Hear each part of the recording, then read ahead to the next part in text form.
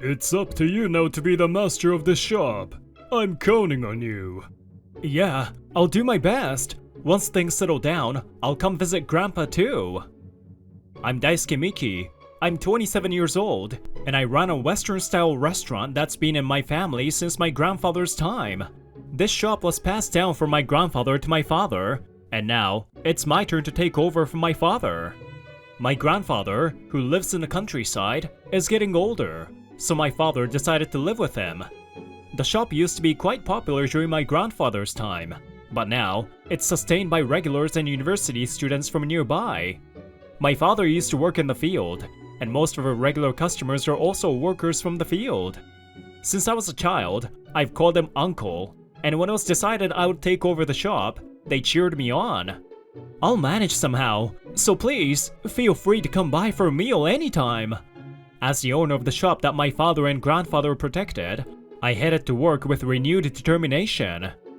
Alright, let's do our best from today. Hakujo-san, Toru-kun, I'm counting on you from now on. On my first day as the shop owner, I greeted the two employees. Nah, I'm quitting today. You're on your own, kid. What? Wait, why all of a sudden? Is it because my father quit? Of course, there's nothing I can learn from some young brat like you. Besides, I'm better than you. No way I'm sticking around in this shabby place. That man is Yami Hakujo. He worked as my father's right-hand man for 15 years. What? We've been working together all this time. You were good to me too. I only treated you kindly because you're the boss's son. No way I'm working under a kid like you. I'm opening a restaurant nearby. I'm not some spoiled kid clinging to my parents like you. No way. I stood there in shock, clutching the apron Hakujo had thrown at me, unable to move from the shock of his sudden change. After that, Hakujo-san quickly completed his resignation procedures and left the shop. Originally, it was just my father, Hakujo, and a part-time student running the shop, so things quickly became tough. Toru-kun, I'm sorry this all happened as soon as I took over. I'll hire someone soon. I apologized to Toru, feeling guilty, but... Oh, no worries. I was thinking of quitting next week too. Huh? Why? Can't you hang on a bit longer? At least until I find someone new. Well, the owner of the place I'm planning to work at said they wouldn't hire me unless I quit here. So, sorry, but that's just how it is. Following Hakujo-san, Toru-kun quit too, leaving me to run the shop alone. Of course, I couldn't handle all the customers by myself, and complaints started pouring in.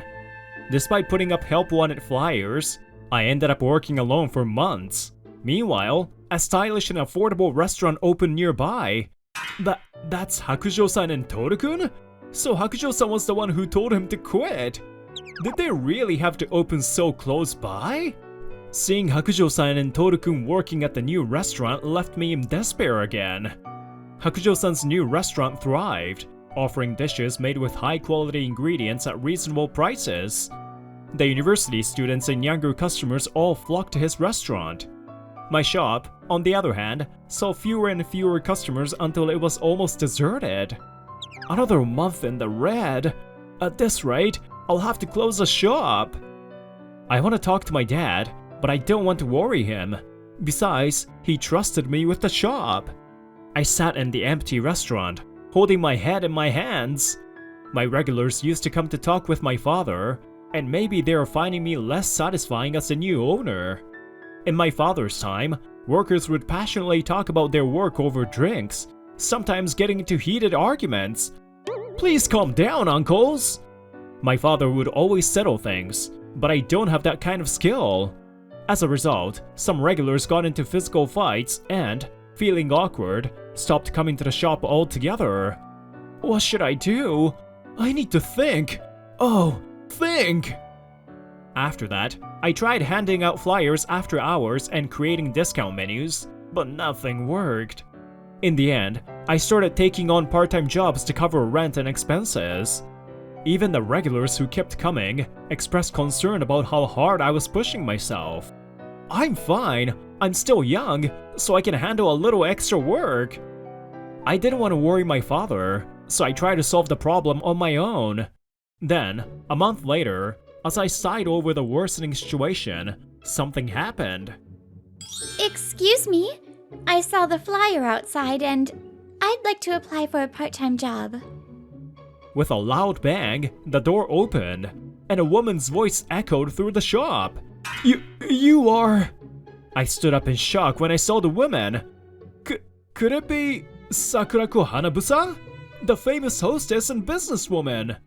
She's Sakurako Hanabusa, a famous businesswoman known for being an exceptionally beautiful former hostess. She became an internet sensation and has been featured on TV many times. I recently saw the news of her retirement. Oh, I've left that title behind. So, about the part-time job opening? Oh, of course, we are hiring, but I never thought you would be the one applying. I'd like to apply if that's alright. Do I need any qualifications? Laughing at my bewilderment, Sakurako-san decided to proceed with a quick interview. After completing the interview, Sakurako-san began working at the shop the very next day. Daisuke-kun, are you doing any promotion on social media? It can be pretty effective. Oh, I'm hopeless with the internet. I haven't touched it at all. In that case, can I handle the promotion? We could even set up a blog for the shop. Sakurako-san took it upon herself to manage the online promotions. Welcome! I saw the promotion online. Can I use this discount? Wait, are you Sakurako Hanabusa? Yes, hello! Of course you can use the discount. Please, this way. Thanks to Sakurako-san's promotion efforts, the shop's fortunes turned around quickly. Her fame drew in new customers, and even the regulars who had stopped coming began to return. Ever since Sakurako-san started working here, fights between the regulars have all but disappeared. As soon as an argument starts, she steps in and settles things immediately. Alright, calm down please. Look, our poor manager here is shaking in his boots. If you keep causing trouble, well, you know what'll happen. And remember, call me Sakurako-san. There is an unspoken intensity behind her smile that makes both the regulars and me shrink back. Afterward, the regulars apologized to me and even said they would bring my dad along next time. Ever since then, the regulars who used to be quick to anger have become total softies. When I tried, I would just get dismissed with "Shut up, kid," but Sakurako-san is amazing. I couldn't help but admire how she doesn't back down, and I started to find myself watching her more and more. Hey, by the way, why did you decide to work at my shop? You had just quit your job, right? While closing up, I asked her something that had been on my mind. Actually, I graduated from the university nearby and used to come here. I even saw you around back then. Huh? Really? I'm sorry, I don't remember. You hadn't started working here seriously yet, so it's no surprise you don't remember. With a nostalgic smile, Sakurako-san began to tell me her story. Back then, I was a poor student struggling to afford my next meal. I had to cover both tuition and living expenses by myself. Oh, that's why I became a hostess. But working nights was tough. One day I was so tired and hungry, I almost collapsed when the owner called out to me. "Hey, miss, you'll get hurt if you keep walking around like that. Come have a meal at my place." The food I had here that day was so delicious. It made me realize how much I'd been pushing myself. That's why the owner is my benefactor. So, when I saw how things were here after I quit my company, with the place so empty and the owner gone, I saw the help wanted flyer and thought, I have to repay my debt. So I rushed to hand over the company. I was planning to hand it over anyway, so don't worry. I see. You're the type to try and handle things on your own, so as not to worry the owner, right? What? After watching you these past few days, it's obvious. You're trying to protect the shop and take on all the responsibility by yourself. Sakurako-san was right. I didn't want to ask my father or grandfather for help. At first, I wanted to repay the owner, but now I want to do this for you too, Daisuke-kun. Learn to rely on others. It's not a sign of weakness. If you do, people will help you. Take better care of yourself, okay? In that moment, I realized I hadn't even given myself the chance to cry. Thank you, Sakurako-san. No, thank you. You reminded me of something important too. There's only so much you can do alone. You need people to achieve something great. It'll be fine. With the two of us, we can turn this place around. Meanwhile, at Hakujo's restaurant. Owner, it's a slow day today. Can I leave early? Yeah, go ahead. I'll make sure you still get paid. Wait, what? Owner, you called me in today because we were short-staffed. Huh? Shut up! You're a guy. Just work quietly. And what was up with that dish you just served? That ingredient is expensive, so I told you to reduce the portion and bulk it up with something else. While I was meeting with Sakurako-san, Hakujo was running his restaurant however he pleased. I quit that place because I couldn't stand working under a youngster like him, but it seems like everyone is useless. I guess I'm better off alone. And so, during a certain lunch hour... Hello? Huh? Wait, let me check. Sakurako-san received a call, and I overheard the conversation. Daisuke-kun, it seems I have 5 friends nearby. Oh, is that so? Please, have them come over. I'll prepare everything right away. Really? Thank you, Daisuke-kun. Not even 10 minutes later, the 5 stylishly dressed women arrived. Sorry to drop in all of a sudden, Sakurako-san. It's been a while. It seems they were Sakurako-san's former colleagues. You could see how much they admired her just by looking at their eyes. The other woman also bowed deeply to me, and I couldn't help but stand rigidly in return. Come on, don't scare him like that. Our manager here is a bit timid. I'm starting to think Sakurako-san's evaluation of me might be a bit too harsh. But why are you all here all of a sudden? Were you working nearby? Well, actually... Just as I was about to ask the reason for their sudden visit... Wait a minute! It seems there's been a misunderstanding! Hakujo burst into the restaurant, panting for breath. Hakujo-san? What are you doing here? Shut up! This doesn't concern you! Ladies, I've been looking for you! I assure you, our restaurant is far superior, both in terms of ingredients and the skill of our chefs. There are still seats available at our restaurant, so... No, we're not returning to your restaurant. You claim to use fresh ingredients, yet you serve frozen food. Your staff's attitude was terrible, and from what I could see, the food served to the other tables looked awful. It seems they had visited Hakujo-san's restaurant before coming here. That girl is my successor. She now runs a famous site that reviews restaurants as part of a new business venture. Sakurako-san filled me in on the details since I was still a bit confused. I see. So he must have chased them here after making them upset. That seems likely. He's clearly panicking. Sensing that things were about to escalate, I asked Sakurako-san to return to the shop to serve our customers, while I took the confrontation outside. At first we tried to ignore it and continue eating, but then you started adding random items to our bill. What you're running is nothing but a scam. No! You've got it all wrong! We don't use frozen ingredients, and the added charges were just a mistake! If that wasn't frozen, then you're using poor quality ingredients instead. Claiming to use premium ingredients and serving that kind of food is fraud. Don't you think? Hakujo-san, please leave. You're disrupting our business. We'll miss the last order if I don't hurry. I guided the women into the restaurant when... Huh? Is that Sakurako-chan? What are you doing in this place? He must have just noticed her. Hakujo spotted Sakurako-san inside and tried to barge in again. It's been a while. I work here now, so please leave. Oh, come on! Don't be so cold! Can't you convince those customers for me, Sakurako-chan? Why on earth would I do that?